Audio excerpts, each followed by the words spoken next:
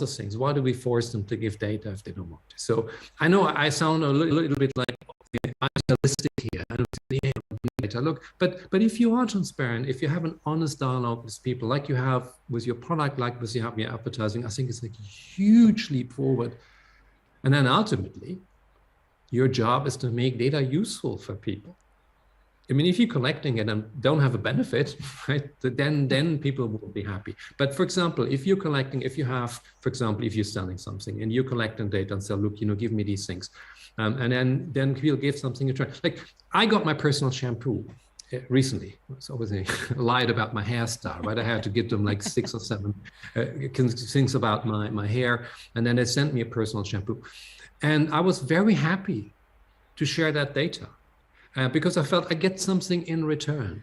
So as marketers, as executive, what we have to think about is how we make data useful for customers. And if that leads our thinking, I think it will be easier to be honest, it will be easier to give people choice, but that's the thinking we need.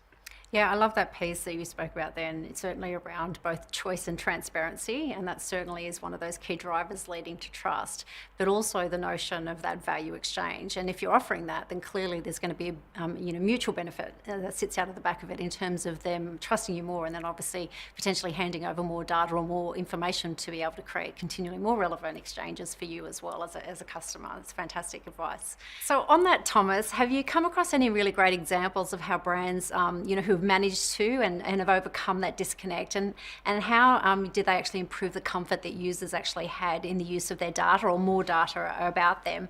And I guess, here I'm also trying to understand whether sometimes it's a combination of that increasing value exchange or more transparency, or whether it's more one driver than the other that might actually help build that gap.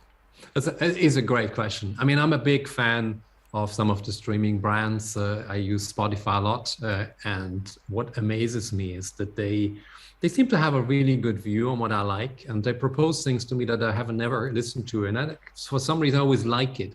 So I think they really do that well. There's a lot of streaming brands that do that: Netflix, Disney Plus. Now those are the big ones, right? And everybody can cite them, and you've all heard them.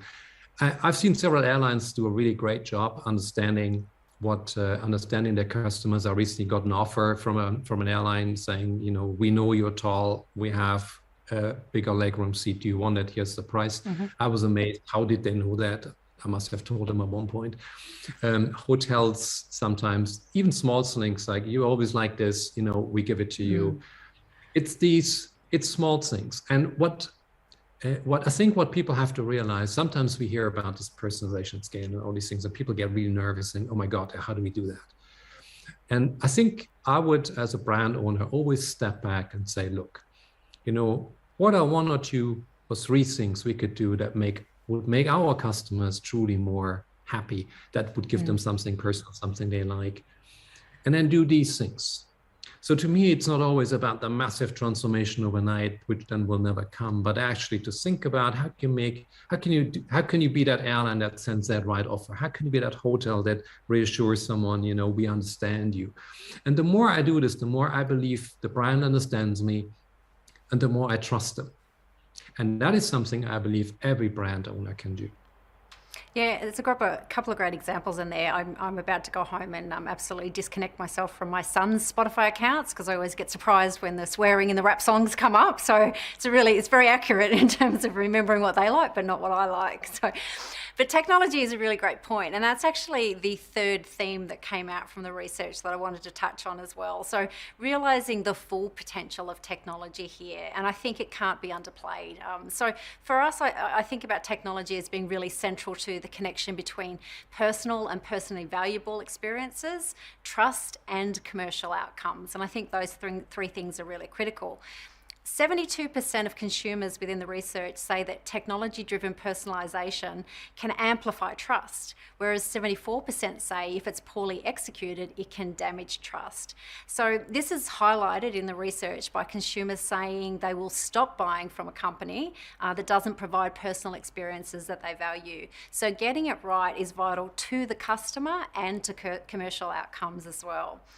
So now, while we see this really broad sort of consumer recognition of the value that technology personalisation, technology-driven personalisation, I should say, can deliver, and its impact on trust, what also was borne out in the research, not many core aspects of delivery, for example, are at the top of the operational agenda for most leaders. So that was a bit surprising as well. And I guess when we think about technology, certainly CDPs or customer data platforms, for example, including Adobe's real-time CDP, they kind of step into the plate here for a lot of people and present some opportunities for, those customer experience officers to be able to start to establish, those building blocks for things like personalisation at scale, for example, including that ability to be able to really meet consumer and regulatory data imperatives through things like automated governance and privacy controls as well.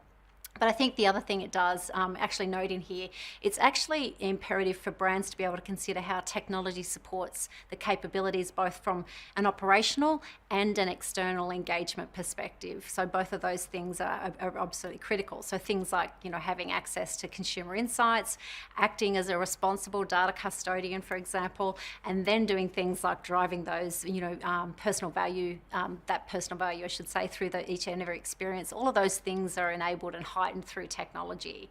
So on this theme around technology, most consumers, as I said, say that technology-driven personalisation, I should say, was a trust amplifier on one hand, but on the other hand, really poor attempts at personalisation irreparably damaged trust. So what do you think, Thomas, is actually central to delivering personal experiences that consumers really do value, and critically to getting it right the very first time?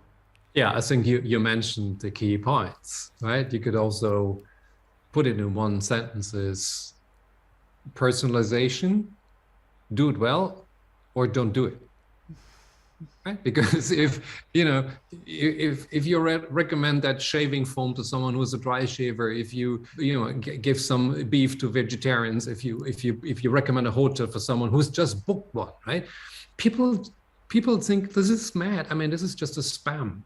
And that's why people say what you just cited, when personalization is done wrong, I lose trust, and I do, because the numerous studies, and in fact we don't need studies, look at the things yourself. You're sometimes seeing like, why on earth are they sending me this, right? So no, so personalization is, think about it, it's about the dialogue you have with consumers. You talk to them, because personalization means obviously you have a message which is personal. So if that personal message is completely off, right? Like you send with someone at a cocktail party, and I talk to you and it's complete nonsense, and you think like, wow, I'm going to move on. It's the same thing. So that's why it's so important. You either do it right or you don't really do it.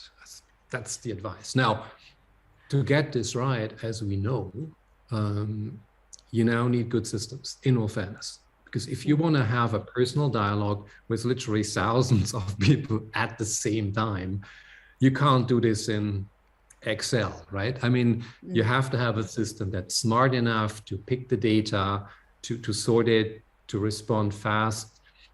And so these AI-enabled, again, another buzzword, but artificial intelligence plays a role. There's a lot of advancements in technology. But what I would say, and so it's pretty clear that you need a good system to do that. But that frightens a lot of people, saying, oh my God, I need to build this massive machine. It's the same thing. Think about how you could help customers. Then talk to some people who know the technology well. And then say, okay, how could we get those first things started, and make successes? And rather do fewer things and get them right than building this massive machine that only works when you already moved on. And so it is about good technology, but it's also about deploying it in a way that you're in control of, that you understand, that you go deep. And you know what? If you get this right, ultimately, if people get more useful messages, they'll start to trust you more. And in fact, they might want to give you more data. Yeah, so I mean, it's like any relationship, right? You have to be able to make sure that what you're doing or how you're engaging with people are actually relevant, and otherwise they will lose the trust that you actually are considering them as an actual individual. So it's a really critical point there. So I guess on that though, if trust can be earned but also broken with every experience, it's probably no surprise that trust is absolutely a non-negotiable, and it's becoming a really key part of every company DNA currently. It should be prioritised at C-level before flowing through every team, as you've sort of suggested, as well as through processes and technologies as well. So Thomas, what are some of the ways that the businesses can review their digital experiences, or strategies I should say, with this in mind?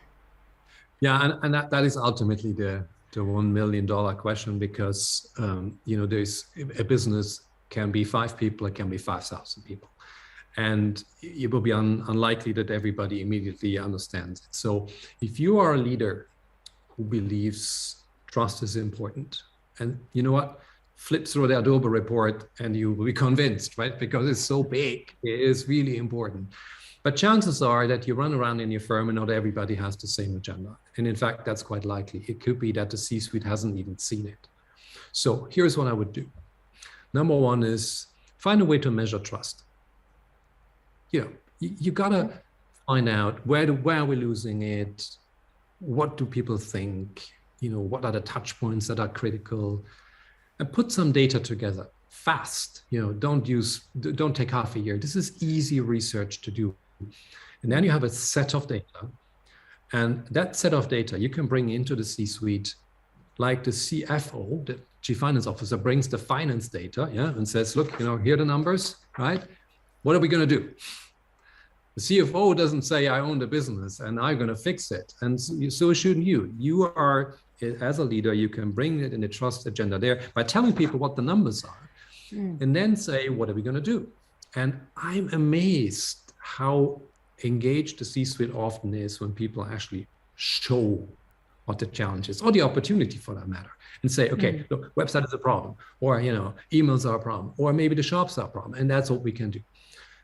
Then the number 2 is, it is important to look at technology. No matter what we say here, the markets are moving on, brands are investing a lot. You got to look at this. Again, this can be quite overwhelming for some people. I don't think it has to be. Look at your touch point and say, okay, look, how responsible are we treating customer data? I mean, you can find that out. It's not that difficult. When it comes to data, are we giving people choice and transparency? I mean, be a user yourself. You'll find out what choice you're giving people. Personalization, is it really working, or are we sending spam emails that people actually don't open and because it's not relevant? Again, don't use like months and months and months to figure this out. Look at this fast, 2, 3, 4 weeks together with a team, together with a partner. You will find out what the gaps are. And then lastly, you got to bring all that back into the C-suite, because ultimately you cannot build trust on your own. Even if you're really good, if you have great policies and all these wonderful things, it's not how you build trust. You need ultimately people to join in. And I've said in many C-suite meetings where people that I just mentioned collected data, showed the technologists, look guys, here's 3 big things that I believe we need to do.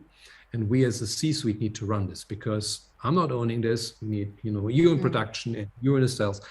And then people come together. And you launch these 2 or 3 lighthouse projects, and that will trickle down in the organization. And that's how, as a leader, you can get the trust debate started.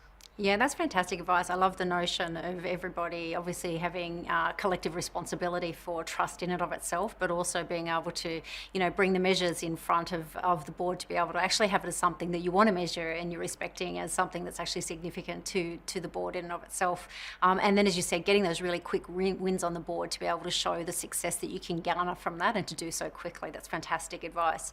And so customer centricity, let's stay on that for just a little minute. And this is, I'll finish up with this question if I can, Thomas. It's a buzzword clearly that you would have heard for a long time as well. It's been around for many years now, but I really want to get to the essence of this notion of customer centricity here. Can a more customer focused mindset internally help earn greater rapport and enhance the customer experience? And again, any examples would be fantastic here. There's a German saying, I don't know if it translates well into English, is the fish smells from the head. Yeah.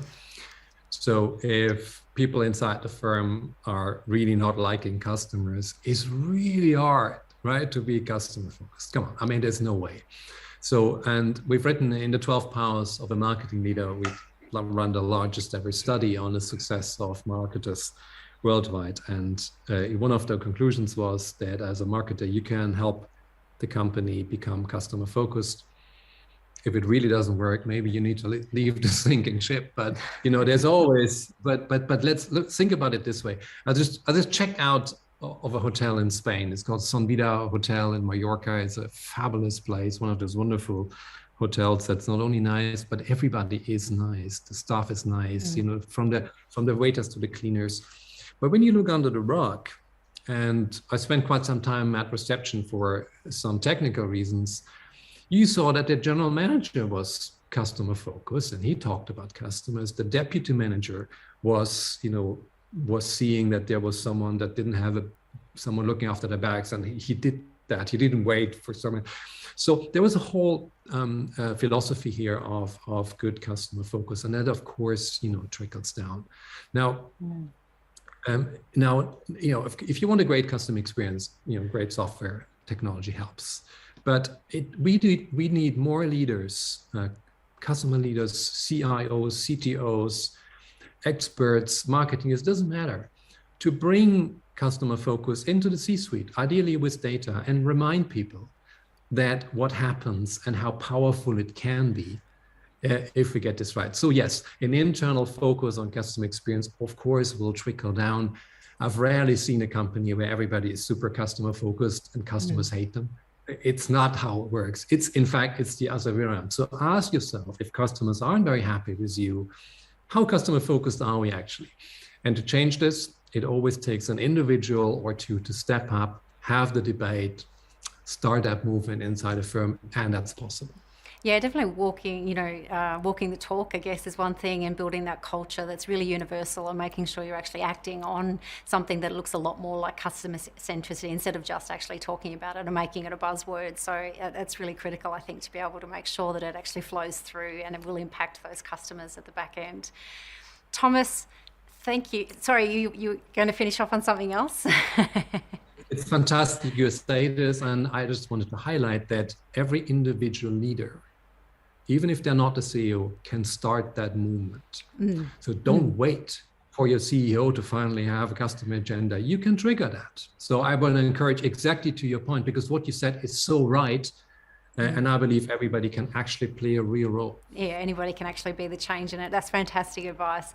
Thomas, thank you so much for joining us and for sharing your insights into building trust in the digital economy. I've found it particularly valuable to be able to break down, those, to understand what it takes to be able to keep pace with the expectations of digital savvy customers, to be able to get that better understanding around those aspects of customer engagement that I think really deserve greater attention, because they're sort of those enablers to the overarching business growth. But also to hear your thoughts and very personal insights into the solutions that can help close those gaps in digital delivery experience. Incredible discussion. A really sincere thank you again for your time and your thoughts here for us. A massive thank you as well to all of you for joining us in this conversation. Please really be sure to download the Full Trust Report and reach out to us for any more information. But also as it relates to your organisation, your objectives and also your growth strategy in building out trust